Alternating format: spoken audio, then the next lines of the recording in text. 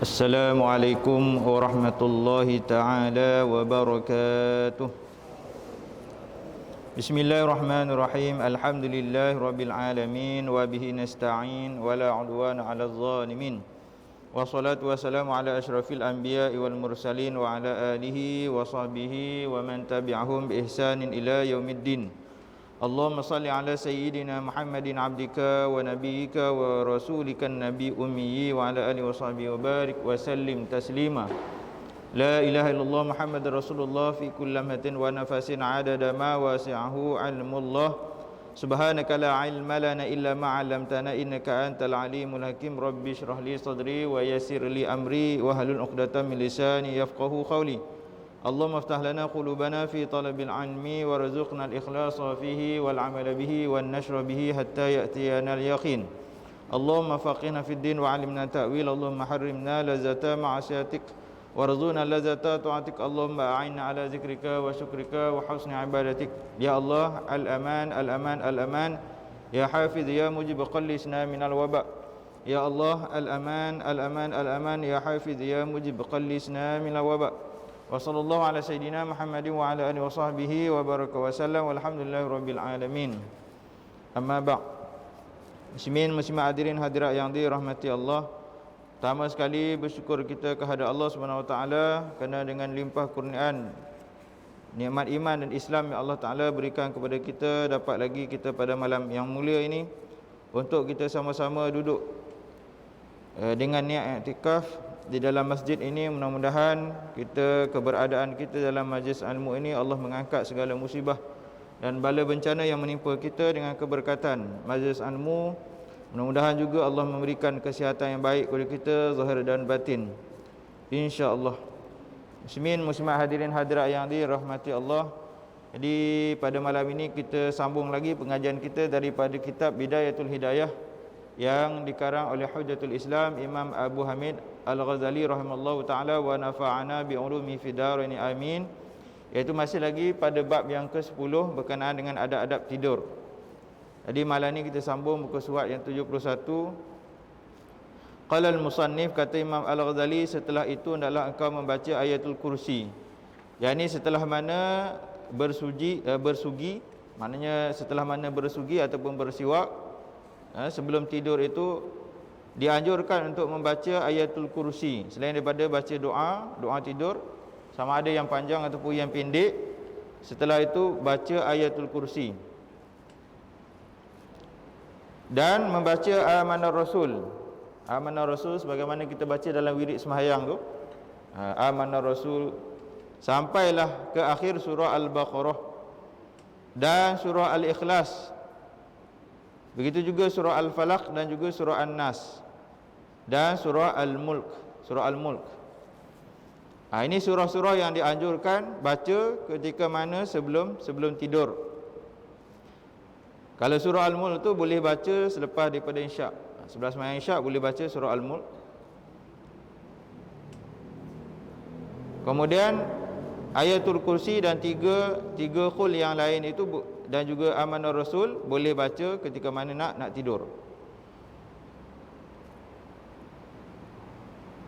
Fadilat membaca ayatul kursi, terutama ayatul kursi ini, fadilat dia sangat besar. Fadilat dia sangat besar. Iaitu apa? Boleh menjaga, memelihara seseorang itu daripada musuh-musuh yang zahir ataupun musuh-musuh yang batin. Memelihara diri daripada niat-niat ataupun kejahatan makhluk-makhluk yang ada niat-niat yang tidak baik. Ini kelebihan membaca ayatul kursi ketika mana nak tidur. Diceritakan ada seorang hamba Allah Ta'ala ketika mana dia bermusafir di satu tempat, kemudian dia menginap di satu tempat di rumah usang. Menginap di rumah usang, rumah yang tidak ada penghuni, tidak ada orang. Kemudian ketika mana dia nak tidur tu, dibaca ayatul kursi. Kemudian di pertengahan malam ada satu lembaga yang datang, lembaga hitam, nak menghampiri dia tak dapat. tak dapat nak menghampiri dia, akhirnya lembaga hitam tu terbakar. Akhirnya lembaga hitam tu terbakar. Ini kelebihan baca ayatul kursi. Jadi kalau tidur di rumah, jangan tinggal baca ayatul kursi. Selain daripada baca bismillah 21 kali sebagaimana yang saya sebut minggu lepas. Baca bismillah 21 kali itu sama juga kelebihannya, dihindarkan orang yang membacanya, ahli keluarganya dan juga jiran-jirannya daripada kebakaran, daripada kecurian, daripada banjir dan lain-lain. Itu kelebihan baca 21 kali bismillah. Kemudian baca ayatul kursi ini dijauhkan daripada binatang-binatang ataupun haiwan yang berbahaya, dan juga dijauhkan daripada gangguan jin ataupun syaitan. Dan kalau kita tidur di contohnya kita berkemah, tidur di hutan ataupun di tempat lapang. Kalau kita tidur di tempat lapang ataupun di hutan misalnya, kita buat garisan di sekeliling tempat kita tidur tu, sambil kita baca ayatul kursi sekali.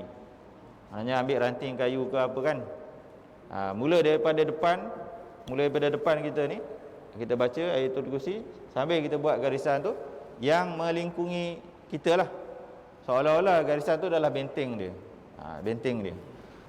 InsyaAllah, maknanya tak akan terkena gangguan binatang liar ataupun gangguan jin dan sebagainya. Itu kelebihan dia. Ataupun lagi, bagi orang yang baru nak masuk rumah baru kan, rumah baru nak duduk, baru sewa ke, baru siap rumah ke, ringkas kata rumah yang baru nak diduduk lah, yang sebelum tu belum duduk, ataupun sebelum tu ada orang lain duduk, kita baru nak masuk rumah tu, nak duduk rumah tu. Apa yang perlu kita buat adalah baca ayatul kursi setiap penjuru rumah tu 7 kali. Kan rumah dia ada penjuru dia kan. Jadi setiap penjuru tu 7 kali ayatul kursi. Sekali dengan basmalah lah, sekali dengan bismillah. InsyaAllah selamat, penghuni rumah tu selamat daripada apa-apa gangguan, apa-apa perkara yang tak diingini lah. Itu kelebihan dia.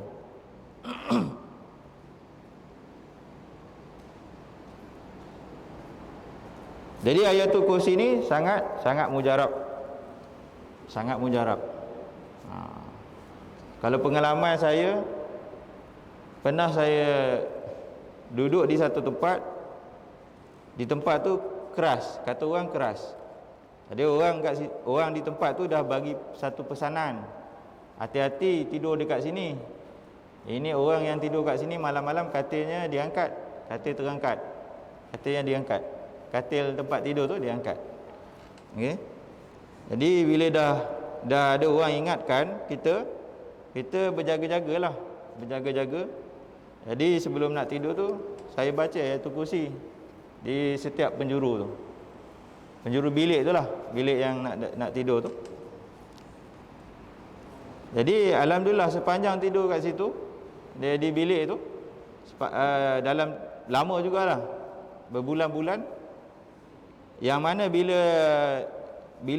bila siang saja orang akan bertanya, apa berlaku semalam? Dia nak dengar cerita, katil kena angkat ke tak? Bila saya kata tak ada apa yang berlaku, akhirnya orang dah tak tanya dah, senyap.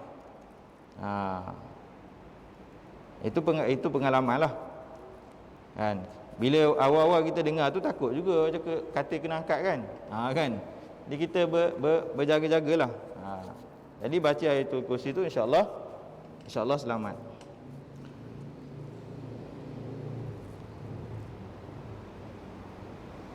Dan berusahalah supaya engkau tidur di dalam keadaan berzikir. Jadi kita pastikan kita tidur tu dalam keadaan kita berzikir.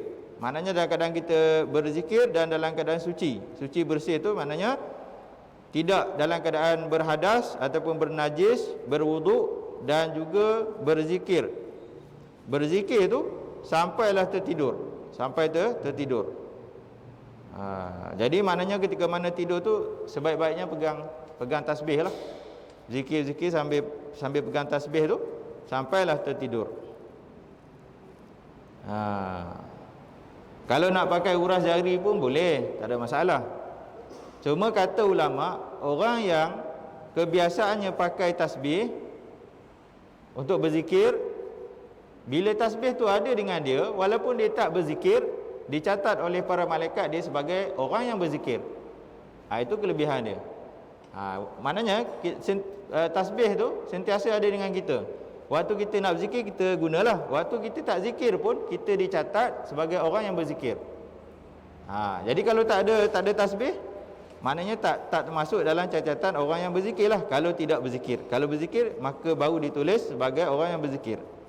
Iaitu kelebihan dia. Dan tasbih yang baik ni, sebagaimana yang saya pernah sebutkan, tasbih yang baiklah yang dibuat daripada bahan-bahan hidup. Asalnya hidup, contohnya kayu, batu. Dibuat sebagai tasbih. Itu lebih baik daripada bahan-bahan yang mati. Maknanya plastik dan sebagainya lah. Jadi kalau nak cari tasbih yang dibuat daripada kayu ataupun daripada batu. Kerana apa? Kerana tasbih yang dibuat daripada kayu ataupun batu tu, sebelum dijadikan tasbih, dia dah berzikir. Tasbih kayu dan batu tu dia dah berzikir. Dah berapa ratus ribu tahun dia dah berzikir sejak dia wujud. Sejak Allah jadikan dia, sampailah bila diambil untuk dijadikan tasbih. Jadi itu lebih baik, kata ulama, itu lebih baik daripada kita guna sesuatu yang dia tak pernah berzikir. Benda mati tak berzikir lah kan. Benda hidup dia akan berzikir. Benda mati dia tak akan berzikir. Jadi bila dia dah berzikir, bila dia jadikan tasbih, kita ambil, kita sambung je. Sambung saja. Itu kelebihan dia. Jadi berzikir tu sampailah tertidur. Sebab kita ni tak sama sebagaimana Rasulullah. Rasulullah kalau tidur, mata je pejam, hatinya sentiasa zikrullah, sentiasa zikir. Kita bila mata dah lelap, hati pun lelap sama. Buyuk sama. Jadi sebab tu sebelum nak tidur tu, kena ajar lidah tu berzikir, supaya tidur tu dalam keadaan kekal dalam keadaan zikir. Walaupun bila dah tidur tu dah berdengkur je, tak ada dah sebut dah subhanallah ke ataupun apa-apa kalimat-kalimat zikir kan. Maka siapa yang mengerjakan yang demikian itu, nescaya naiklah rohnya ke atas arash. Siapa yang buat tertib ini ketika mana dia nak tidur, kan dah disebutkan sebelum ni, bila kita tidur, setiap orang yang tidur rohnya diangkat, rohnya dipegang, rohnya diambil, dipegang. Sebab apa? Sebab dia ditidurkan. Sekarang ni, musim-musim sekarang ni, orang takut kalau ditidurkan. Apa istilah dia? Istilah perubatan tu, kalau ditidurkan. Apa istilah dia tu? Ditidurkan, orang takut kan. Kalau ditidurkan, dia takut apa? Takut mati. Sebenarnya kita tidur tiap malam tu, kita ditidurkan lah. Tak sedar ke kita ditidurkan kan? Betul tak? Betul lah. Kita tidur tiap malam tu, kita ditidurkan.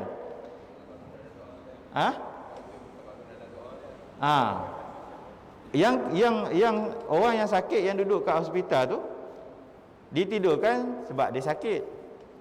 Kita yang ditidurkan tiap malam ni bukan sebab sakit, tapi samalah keadaan dia, ditidurkan.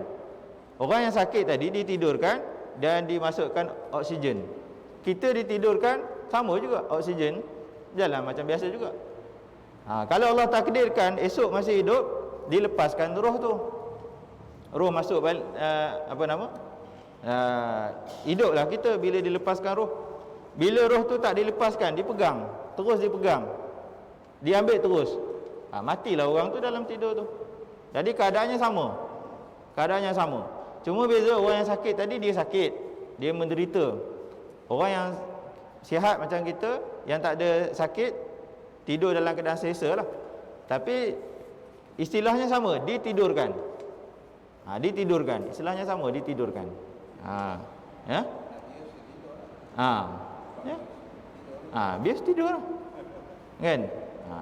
Jadi maknanya apa? Jangan apa? Jangan nilah, jangan takutlah. Cuma orang yang ditidurkan dalam keadaan yang itu supaya dia tak menderita. Kalau kata tak ditidurkan, dia menderita, nak tahan sakit. Jadi terpaksa ditidurkan. Dibagi oksigen. Cuma peratusan nak hidup tu agak kecil lah. Kata orang agak kecil lah. Tapi kita kena yakinlah, hidup mati ni Allah tentukan. Allah yang tentukan.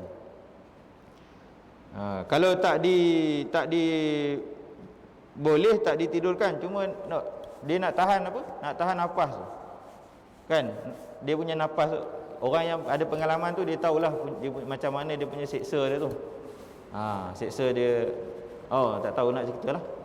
Kalau kita tak ada pengalaman mungkin kita tak rasa kan. Orang yang ada tu ada asma. Kan? Asma kan. Orang ada asma nak kena sedut tu. Cuba tanya orang macam mana keadaan dia. Seksa. Jadi samalah. Orang yang sebab tu dia ditidurkan. Cuma kadang-kadang orang salah faham, ditidurkan tu diistilahkan dimatikan. Janganlah macam tu. Janganlah macam tu. Jangan salah faham. Okey. Ada je orang yang ditidurkan tak mati bila tak sampai ajal dia. Kawan saya 2 kali ditidurkan. Maknanya dimasuk oksigen. Sekarang masih hidup lagi lah. Alhamdulillah. Bila nak sampai ajal tak tahulah, kita pun tak tahulah bila nak sampai ajal kan. Jadi macam tu. Maknanya ajal maut tu kena letak itu urusan Allah, bukan urusan kita lah. Kalau katalah ada orang kianat macam mana pun, kalau takdirnya belum sampai ajal lah. Tak boleh nak buat apa pun. Orang nak buat itu, nak buat ini, orang nak racun ke, orang nak apa-apa kan. Kalau dah belum sampai ajalnya, tak akan berlaku. Jadi maka sesiapa yang mengerjakan yang demikian itu, nescaya naiklah rohnya ke atas arasy. Jadi rohnya tu akan naik ke atas arasy dan akan ditulis seperti orang yang sembahyang sampai masa dia bangun daripada tidurnya itu. Ini kelebihan dia. Maknanya betapa rahmatnya Allah Ta'ala kepada umat baginda Nabi SAW ni, sampaikan tidur pun Allah bagi pahala lagi. Syarat dia kena buat tertib ni lah. Maknanya setiap minit kita dalam hidup ni tak jadi sia-sia. Ada je pahala dia. Ada je ganjaran pahala dia. Walaupun kadang-kadang kita buat amalan tu kecil je, amalan dia kecil je, bukan besar sangat pun, tapi pahala dia sangat besar. Jadi kalau seseorang tu dia nak tidur, dia buat tertib ni, dia dicatat sebagai orang yang sembahyang sampai dia bangun tidur. Berapa jam dia tidur tu? 7 jam ke 8 jam, sepanjang tu dikira sebagai orang yang bersembahyang. Syarat dia kena buat tertib ni lah. Kalau tidur yang macam tu je, doa pun tak baca kan, wuduk pun tak ada, jadi tak dicatat lah sebagai orang yang bersembahyang. Sebab nak sembahyang ni, ibarat dia nak sembahyang ni kena bersih, kena ada wuduk dan sebagainya, tutup aurat dan sebagainya kan. Ini tidur pun tak tutup aurat, tidur pun maknanya tak ada surat benang misal kata kan. Kemudian dalam keadaan yang tak bersih, tak baca doa pula lagi, itu tak dikira lah. Jadi walaupun tidur tetap juga dalam keadaan ibadah. Cuma ibadah ni bukan ibadah wajib lah, ibadah sunat. Dan apabila engkau bangun daripada tidur, maka kerjakanlah seperti apa yang telah disebutkan sebelum ini. Jadi kalau ditakdirkan bangun daripada tidur, maknanya masih hidup. Allah masih lagi bagi peluang untuk hidup pada hari-hari yang seterusnya. Maka rutin hari-hari yang seterusnya itu sama sebagaimana sebelum ni. Macam itulah rutin harian, buat perkara yang sama, sebagaimana yang disebutkan oleh Imam Ghazali sebelum-sebelum ni. Dan kekali olehmu mengikut tertib amalan yang telah disebutkan ini sampailah ke akhir hayatmu. Jadi selama mana masih diberi hidup, diberi hayat, jadi macam itulah hari-hari rutin harian, sama tertib dia, tertib amalannya adalah sama sampailah ajal maut menjemput kita. Dan apabila engkau merasa susah untuk mengekali tertib amalan-amalan ini, maka bersabarlah engkau seperti sabarnya orang yang sakit menelan ubat yang pahit kerana mengharapkan sembuh. Jadi kalau rasa payah nak buat tertib-tertib amalan ni, kena bersabar, kerana buat-buat amalan ini, melakukan amalan ini seumpama orang yang sakit nak telan ubat. Macam itulah yang mengharapkan kesembuhan. Jadi sabar ni ada berapa kategori sabar. Yang pertama, sabar dalam meninggalkan maksiat. Nak tinggal maksiat tu kena sabar, kan? Bukannya senang. Terutama orang yang dah biasa dengan maksiat ataupun dosa tu. Sangat susah nak tinggal. Kena bersabar. Sabar dalam tinggal maksiat.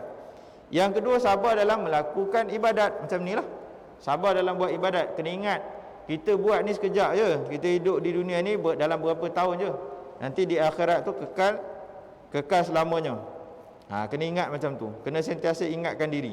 Sabar dalam buat ibadat. Kemudian yang ketiga, sabar dalam ujian. Macam sekarang lah, sabar dalam ujian. Ini semua adalah ujian. Allah bagi ujian, nak uji. Dalam ujian ada pahala. Dalam sabar meninggalkan maksiat ada pahala. Dalam sabar buat ibadat ada pahala. Semuanya ada pahala. Semuanya tu ada pahala. Maknanya tak sia-sia.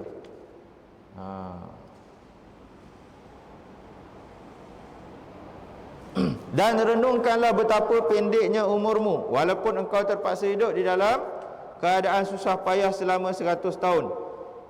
Kalaupun Allah takdirkan umur seseorang tu panjang sampai 100 tahun sekalipun, jadi 100 tahun tu sebenarnya tak lama.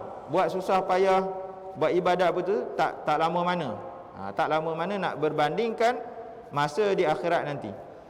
Masa itu adalah masa yang dianggap singkat. Walaupun 100 tahun, 200 tahun singkat. Masanya itu singkat bila dibandingkan dengan kehidupanmu yang kekal abadi di negeri akhirat kelak. Sangat singkat masa di dunia tu. Tambah-tambah sekarang ni makin rasa singkat masa dia. Sebulan rasa macam seminggu. Tahu-tahu dah sebulan, tahu-tahu dah masuk bulan baru. Tahu-tahu tengok dah berubah dah. Tahu-tahu rambut dah tak ada, tahu-tahu gigi dah luruh. Bila masa gigi luruh pun tak sedar. Bila masa rambut gugur pun tak sedar. Kan? Masa sangat singkat. Yang masa yang kekal abadi di akhirat nanti.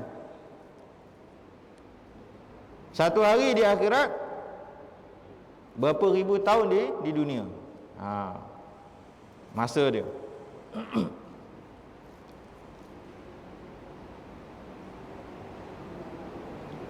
Seperti mana orang yang dia usaha bersungguh-sungguh buat perkara-perkara dunia kerana dia mengharapkan kejayaan di akhirnya nanti. Macam itulah. Buat amalan akhirat macam itulah. Kena sabar. Kenapa? Nanti akan dapat kejayaan di akhirat. Dan engkau fikirkan betapa engkau boleh bersabar di dunia ini, menahan derita.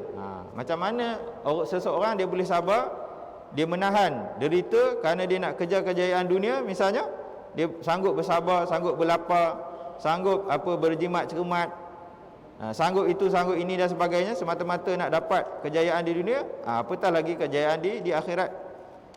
dan kesusahan serta kehinaan berbulan-bulan bahkan bertahun-tahun kerana hanya menghendaki kerehatan beristirahat 20 tahun misalnya.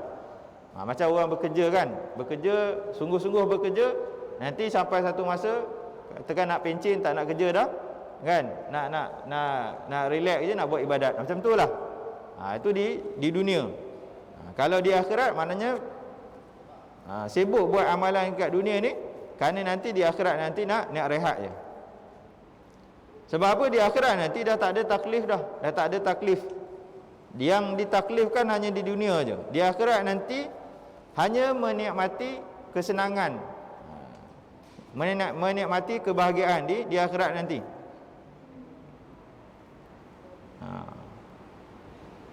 Jadi di akhirat nanti berbagai-bagai nikmat di syurga nanti. Berbagai-bagai nikmat.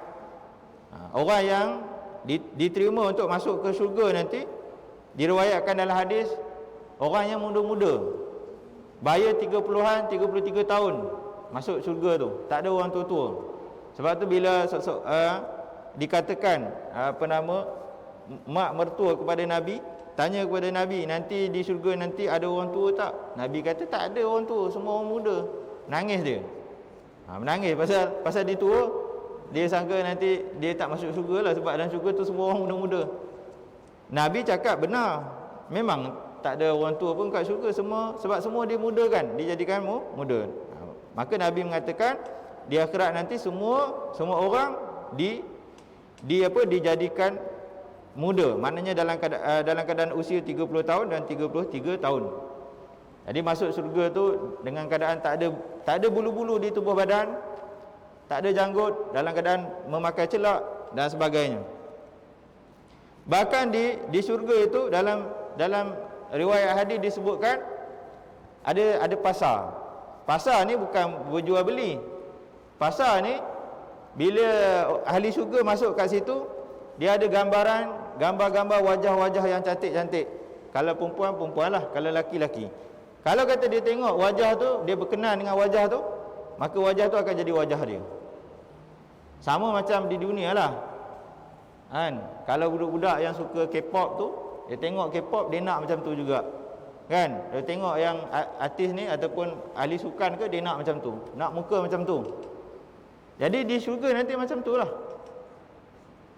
Tapi tak ada muka artis lah, jangan harap lah muka ataupun wajah-wajah yang lebih cantik, lebih indah. Itu ada disebut dalam hadis.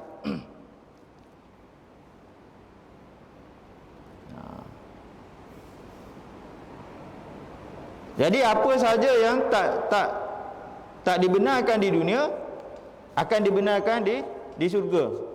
Contohnya di dunia dilarang ataupun diharamkan minum arak. Di syurga nanti boleh minum arak. Minumlah, nak minum berapa gallon pun minumlah. Kan? Dibolehkan. Jadi apa yang tak ada di dunia semua ada di akhirat. Di syurga nanti ada, kekal abadi. Bahkan orang yang hidup di syurga tu, kalau dia makan tak membuang. Makanlah banyak mana pun, nak makan apa pun tak membuang. Maksudnya tak ada buang najis, bahkan tak ada keluar peluh pun. Tak ada keluar peluh yang berbau dan apa semua tu kan. Semuanya wangi. Semuanya wangi.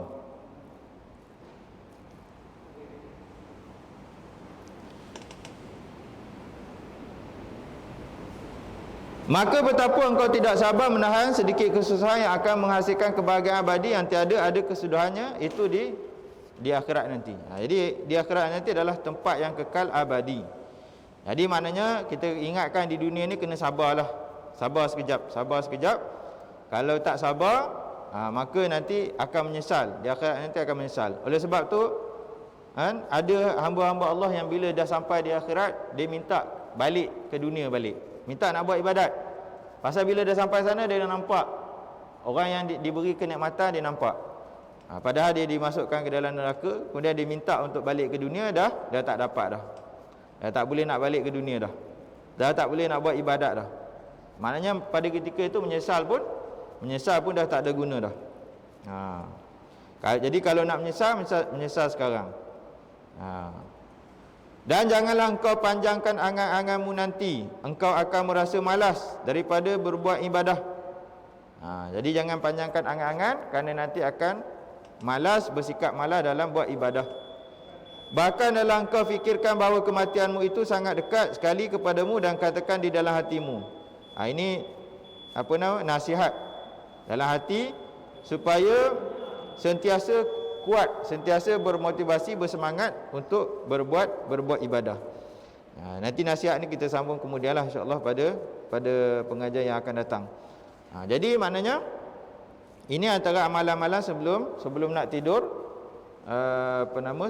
supaya tidur itu dalam keadaan ibadah, tidur itu dalam keadaan dicatat oleh malaikat, dicatat amalan, dicatat pahala. Mudah-mudahan tidak menjadi sia-sia lah tidur 7 jam 8 jam tu, tak menjadi sia-sia. Jadi sekadar itu saja yang dapat disampaikan pada malam ini. Yang baik tu daripada Allah Subhanahu Wa Taala, yang Maha Kuasa tu daripada diri saya sendiri. Mudah-mudahan apa yang kita dapat ini kita amalkan, kita istiqamahkan, sehinggalah kita diambil nyawa oleh Allah Subhanahu Wa Taala. Mudah-mudahan diambil nyawa itu dalam keadaan kita mati dalam keadaan husnul khatimah, dan bertemu dengan Allah SWT di akhirat nanti dalam keadaan hati yang sejahtera, bi qalbin salim, insya-Allah. Wallahu a'lamu bis-shawab, wa ilaihi marji'u wal ma'ab, wa billahi taufiq wa hidayah. Assalamualaikum warahmatullahi taala wabarakatuh.